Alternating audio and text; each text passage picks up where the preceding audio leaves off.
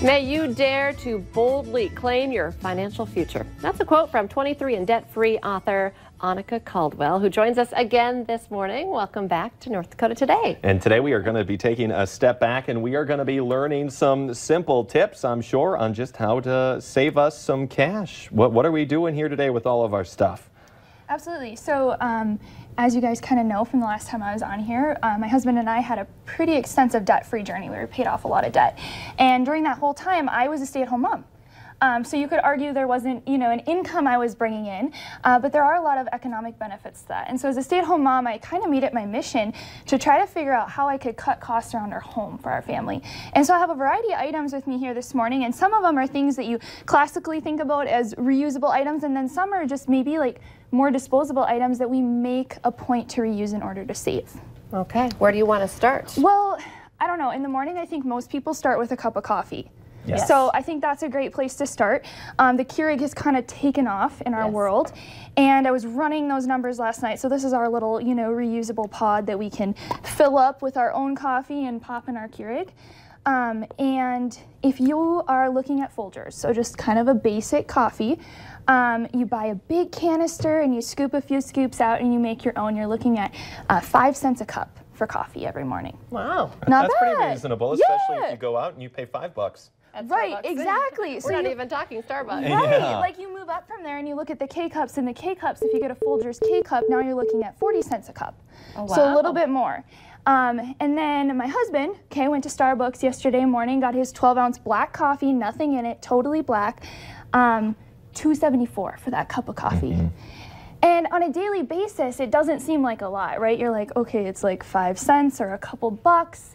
Does it really make that big of a difference? And we look at it on the yearly scale. So if he went to Starbucks every single day for a year and got his black coffee, that would cost us $1,000 a year. Wow. Whereas if we just buy our Folgers and do it ourselves at home, we're actually looking at just under $20 a year for coffee. Oh my It's gosh. a huge difference, $20 to $1,000. That is just like one coffee run for you and a friend almost if you get something with it. Oh. Right, and that's just one person we're talking about. Like if you have a couple, then you're buying even more coffee.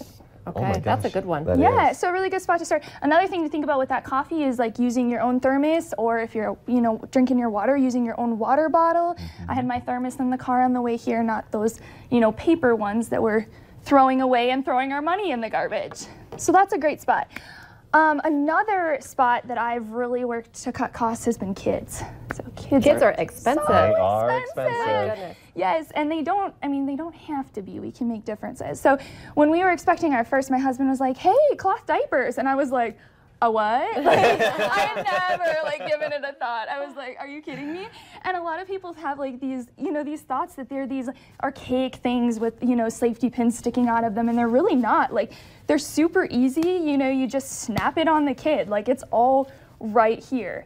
So it adds a little bit of laundry to my week, but when I compare what we've spent on cloth diapers versus disposable, so they estimate that with disposable diapers it's going to be about $1,500 to diaper a kid to the age of 2, and these we've used for multiple kids, and we've spent between $400 and $500 on cloth diapers. So there is an initial investment. Absolutely, But upfront. But either way there is anyway. You're either buying the pack of diapers or you're buying the pack of cloth ones as well. So yeah, so that cloth investment is a little bit more. So you've actually done it. You can speak from experience that it's doable to wash these yourselves. Oh, it's totally doable. Okay. And it does make more laundry. My washing machine goes a little bit more than everyone else's, but it's definitely doable. And that's been we have 3 kids, so huge cost saver for our family.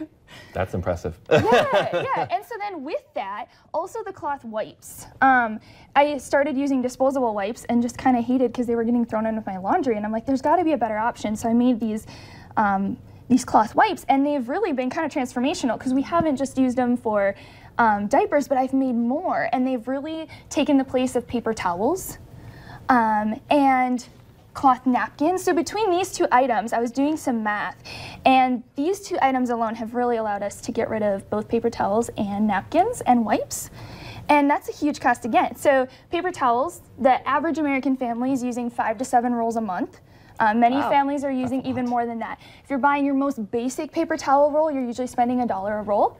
$5 to $7 a month, not a lot. You look at a year, now you're looking at another, $60, $70 that you're spending on something. And if you live with my husband, there's one little drop of coffee here. He takes like 3.